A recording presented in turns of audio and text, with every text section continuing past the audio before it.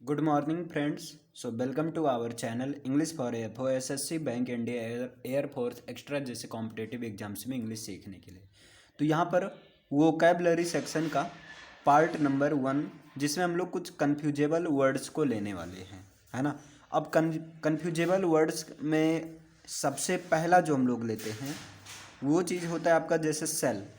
एक CELL होता है सेल, है ना। और एक होता है सेल SAIL होता है।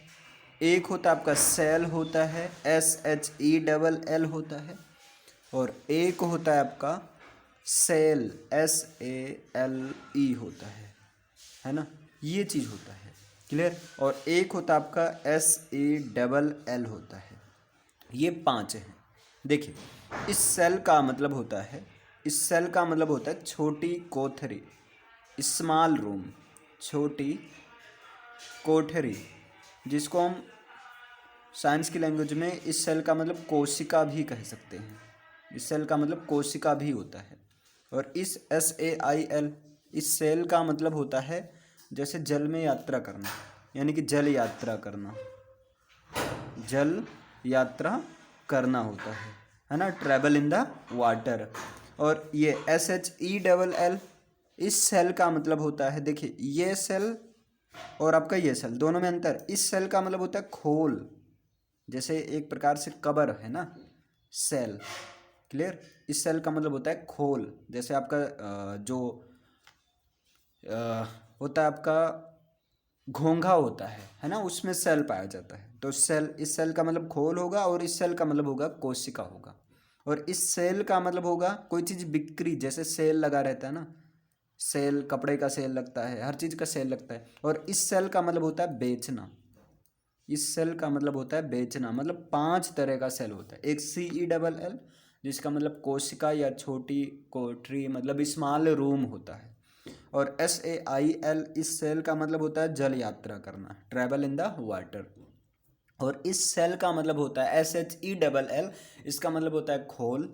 और दूसरा है SALE, इस सेल, ये सेल नाउन के सेंस में यूज होता है ये सारा, है ना। इस सेल ये वर्ब के सेंस में और ये वर्ब के सेंस में, बाकी सब नाउन के सेंस में होता है। इस सेल का मतलब बिक्री। और SALL सेल का मतलब होता है बेचना होता है, क्लियर है ना। अच्छा ये एक हो गया आपका। इसी तरह अगर बात करें दूसरा वर्ड्स पर, तो दूसरा वर्ड्स आपका है, सेकंड जो वर्ड्स है साइट। देखिए एक CITE होता है, एक साइट ये होता है, और एक साइट ये होता है SIGHT होता है। और एक साइट और होता है, सब लोग कहते हैं ना साइट नहीं चल रही है ना, साइट नहीं चल रही। तो ये इस साइट का मतलब होता है स्थान होता है। इस साइट का मतलब होता है स्थान। और SIGHT इस साइट का मतलब होता है दृश्य, है ना, दृश्य, क्लियर, देखने से, सीन कोई चीज। और इस CITE इस साइट का मतलब होता है दृष्टांत, दृष्टांत देना, है ना। आप किसी चीज का क्या दे रहे हैं, दृष्टांत देना होता है, क्लियर है ना। तो तीनों साइट कंफ्यूजन नहीं करना है, होना है, कंफ्यूज नहीं होना है। SITE साइट का मतलब स्थान, SIGHT साइट का मतलब दृश्य, और CITE इस साइट का मतलब होता है दृष्टांत देना होता है, क्लियर है ना। अब एक, चलिए ये दोनों तो नॉर्मल है, लेकिन अब जो तीसरा है ये इंपॉर्टेंट है आपका, इस पर आप स्टार लगा सकते हैं। यहाँ से क्वेश्चन भी बना है। बर्थ होता है, और बर्थ दो होता है। एक होता है BIRTH और एक होता है आपका BERTH होता है, दो होता है ना। देखिए इस ये BIRTH इस बर्थ का मतलब होता है जन्म, है ना। इस बर्थ का मतलब क्या होता है, बॉर्न, जन्म लेना होता है, जन्म होता है, क्लियर। इस बर्थ का मतलब होता है जन्म। लेकिन BERTH इसका मतलब होता है सोने की जगह। BERTH का मतलब होता है सोने की जगह होता है। अब प्रश्न है सोने की जगह कहाँ पर, सोने की जगह, तो आप बोल सकते हैं ट्रेन में। आप बोल सकते हैं इसको sleeping place in a train, है ना। इसको आप क्या बोलेंगे, sleeping place in a train. मतलब ट्रेन में सोने की जो जगह होती है उसको बर्थ कहते हैं, BERTH। किसी ट्रेन में सोने की जगह, या जो शिप में, शिप मतलब समझ रहे हैं ना, पानी की जहाज में सोने की जगह, या जो है किसी एयरक्राफ्ट में, तो और एन एयरक्राफ्ट। अथवा किसी एयरक्राफ्ट में सोने की जो जगह होती है, जो स्लीपिंग प्लेस होता है, वो क्या होता है, बर्थ होता है। तो दो है, एक तो BIRTH, इस बर्थ का मतलब होता है जन्म, और BERTH का मतलब होता है sleeping place in a train, है ना। ट्रेन में, शिप में, या जो है किसी एयरक्राफ्ट में जो सोने की जगह होती है उसको कहते हैं बर्थ, BERTH कहते हैं। क्लियर है ना। चलिए अब आते हैं फोर्थ नंबर पर। तो देखिएगा फोर्थ नंबर क्या है, तो फोर्थ नंबर में दो होता है, एक्सपायर, है ना, एक्सपायर होता है। तो एक्सपायर दो होता है, एक तो होता है EXPIRE जनरली सब लोग इसको यूज भी करते हैं, EXPIRE, है ना। इसका मतलब जैसे आदमी कहता है ना वो जो है एक्सपायर हो गए, है ना, ये चीज़ एक्सपायर हो गया, इसकी एक्सपायरी डेट ये है। तो एक्सपायर का मतलब होता है, एक एक्सपायर ये होता है और एक ये होता है ASPIRE, दो चीज़ होता है आपका, एक EXPIRE होता है और एक होता है ASPIRE, है ना। तो सिंपल सा EXPIRE, इस जो है एक्सपायर का मतलब होता है जैसे मर जाना, है ना, मर जाना, देहांत हो जाना, या जो है सामान के सेंस में नष्ट हो जाना।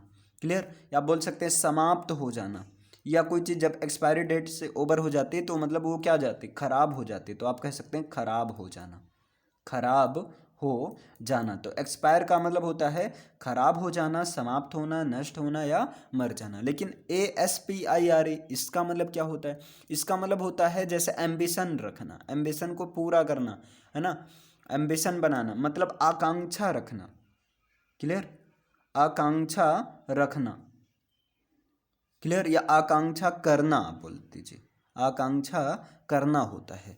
क्लियर, मतलब बोल सकते हैं be filled with high ambition, be filled, be filled with high ambition, with high ambition मतलब एक हाई एम्बिशन के साथ कोई चीज़ फील करना। Clear, with high ambition.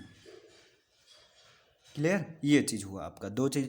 अब ये यूज कैसे होता है, जैसे मान लीजिए कहीं लिखा हो, जैसे एग्जाम्पल की अगर बात करें तो एग्जाम्पल मान लीजिए लिखा हो his term of office, his term of office, his term of office, है ना, as president, his term of office as president expires next year, expires next year, मतलब देखिए his term of office as president, जो president के रूप में जो उसका ऑफिस है वो नेक्स्ट ईयर में क्या होगा, मतलब ख़त्म हो जाएगा, है ना, मतलब इसका मतलब क्या हुआ, छूट जाएगा, क्योंकि वहाँ से रिटायर हो जाएगा ना। तो वही चीज़ है, यहाँ पर एक्सपायर हो जाएगा उसका जो है ऑफिस, जो प्रेसिडेंट के रूप में जो ऑफिस का जो टर्म है। अच्छा, ये चीज़ अगर एक और एग्जाम्पल की बात किया जाए, जैसे कह दिया जाए he aspires, he aspires to become, he aspires to become an author, मतलब वह एक ऑथर बनने का क्या रखता है, आकांक्षा करता है, आकांक्षा रखता है। क्लियर, वह एक लेखक बनने का क्या करता है, आकांक्षा करता है, मतलब होप, इंटेंशन रखता है, उम्मीद रखता है। क्लियर, चलिए आइए एक और देखते हैं, और ये फिफ्थ नंबर है आपका। फिफ्थ नंबर ध्यान दीजिए, एक होता है आपका आर्टिस्ट, आप सुने ही होंगे, आर्टिस्ट, ARTIST, आर्टिस्ट, है ना। और एक होता है आपका आर्टिस्ट होता है, सेम आर्टिस्ट होता है, लेकिन उसमें यही टी के बाद ई लग जाता है, आर्टिस्ट होता है। और एक आपका होता है आर्टिसन होता है, तीन चीज़ है ना, तीनों चीज़ ध्यान दें, आर्टिसन होता है ना। तो आर्टिस्ट का मतलब क्या होता है, इसका मतलब होता है कलाकार होता है, आर्टिस्ट का मतलब क्या होता है, कलाकार होता है, जो आर्ट में एकदम निपुण हो, कलाकारी करता हो, है ना, कलाकार होता है। और इस देखिए यहाँ ई लगा है, तो इस आर्टिस्ट का मतलब होता है जो है, मतलब एक प्रकार का गायक, जो स्किल सिंगर हो, मतलब निपुण गायक, कुशल सिंगर, है ना, निपुण गायक, निपुण गायक। क्लियर है ना। या आप बोल सकते हैं मतलब प्रोफेशनल एंटरटेनर बोल सकते हैं इसको, आप ऐसा भी कह सकते हैं, प्रोफेशनल, प्रोफेशनल है ना, inter trainer, professional inter trainer, professional inter trainer, है ना। और ये आर्टिसन का मतलब क्या होता है, तो आर्टिसन मीन्स होता है कारीगर। अब ध्यान देना, आर्टिस्ट का मतलब कलाकार, कलाकार, और आर्टिस्ट यहाँ ई लगा हो तो इसका मतलब निपुण गायक, और आर्टिसन का मतलब होता है कारीगर। आर्टिसन का मतलब क्या होता है, कारीगर होता है, कारीगर। अच्छा, आप एग्जाम्पल से समझिए, जैसे हम मान लीजिए लिख दें ही इज अ गुड आर्टिसन, तो आप इसका अर्थ क्या निकालेंगे, ही is a good, he is a good artisan, he is a good artisan मतलब वह एक जो है अच्छा कारीगर है, वह एक अच्छा कारीगर है। क्लियर। और एग्जाम्पल की बात करते हैं, जैसे कह दें ही ऑलवेज कॉल्ड हिम, ही ऑलवेज कॉल्ड हिम, वो उसको हमेशा कहा करता था, कॉल्ड हिमसेल्फ, वो जो है अपने आप से हमेशा करता था, क्या कहा करता था कि वो एक निपुण गायक बन जाए, मतलब एन आर्टिस्ट, एन आर्टिस्ट, वो ये बन जाए। अच्छा, और एग्जाम्पल की बात करें तो जैसे मान लीजिए हम कह दें any artist wants an audience, क्या कोई आर्टिस्ट जो है ऑडियंस चाहता है ना, तो एनी आर्टिस्ट, अब यहाँ कलाकार वाला आर्टिस्ट है, एनी आर्टिस्ट वांट्स, है ना, एन ऑडियंस, मतलब कलाकार क्या सुनने वाले को चाहता है ना, ऑडियंस। क्लियर, ये चीज़ हो गया। या एक और एग्जांपल की बात कर दें तो चलिए इतना बहुत है ना, तो क्लियर है ना। आर्टिस्ट का मतलब होता है कलाकार, आर्टिस्ट इसका मतलब होता है यहाँ ई लगा हो तो निपुण गायक या प्रोफेशनल एंटरटेनर सिंगर, है ना। आर्टिसन मीन्स होता है कारीगर, जैसे he is a good artisan, और he always called himself an artist, और any artist wants an audience. तो आप कन्फ्यूजेबल वर्ड्स का ये पार्ट नंबर 1 है, जिसमें आपने सबसे पहला देखा सेल, जो कि पहला दूसरा बहुत ईजी है, आई होप आप लोग को पता भी होगा। सेल, CELL, सेल का मतलब कोठरी या कोशिका, लेकिन SAIL, इस सेल का मतलब होता है जल यात्रा करना, है ना। दूसरा है जो है सेल, SHELL, तो इस सेल का मतलब होता है खोल, है ना। और SALE, इस सेल का मतलब बिक्री, और SELL, इस सेल का मतलब होता है बेचना। बात किया जाए साइट के सेंस में तो CITE, साइट मीन्स होता है दृष्टांत देना, और दूसरा SIGST, इस साइट का मतलब होता है दृश्य, साइट का मतलब क्या होता है दृश्य। अगला जो SITE, इस साइट का मतलब होता है स्थान। आइए अब यहाँ पर देखते हैं तीसरा बर्थ, देखिए BIRTH, इस बर्थ का मतलब जन्म, और BERTH, इस बर्थ का मतलब होता है सोने की जगह या sleeping place in a train, ship और एयरक्राफ्ट, है ना। एक्सपायर मीन्स होता है मर जाना या नष्ट होना, समाप्त होना, खराब हो जाना, लेकिन एस्पायर, ASPIRE, एस्पायर का मतलब आकांक्षा करना। Be filled with high ambition, जैसे his term of office as president expires next year, और यहाँ बात किया जाए he aspires to become an author. यहाँ पर आर्टिस्ट मीन्स होता है कलाकार, लेकिन ई लगा हो तो आर्टिस्ट का मतलब होता है निपुण गायक, स्किल्ड सिंगर, और you can say professional entertainer. Artisan का मतलब होता है कारीगर, जैसे एग्जाम्पल की बात किया जाए ही इज अ गुड आर्टिसन, मतलब वो एक अच्छा आर्टिसन है। अगला ही always called himself an artist, वो अपने आप को हमेशा क्या कहता है कि वो एक आर्टिस्ट है। नेक्स्ट देखिए any artist wants an audience, क्या कोई आर्टिस्ट जो है ऑडियंस चाहता है। तो ये चीज़ आपका हो गया पार्ट नंबर 1। अब मिलते हैं पार्ट नंबर 2 में, है ना। ये वोकैबुलरी सेक्शन है, वोकैबुलरी सेक्शन में आप सिनोनिम, एंटोनिम, है ना, होमोफोन्स, होमोनिम्स, ये सारी चीज़ें देखने को मिलता है यहाँ पर। Clear, one word substitution.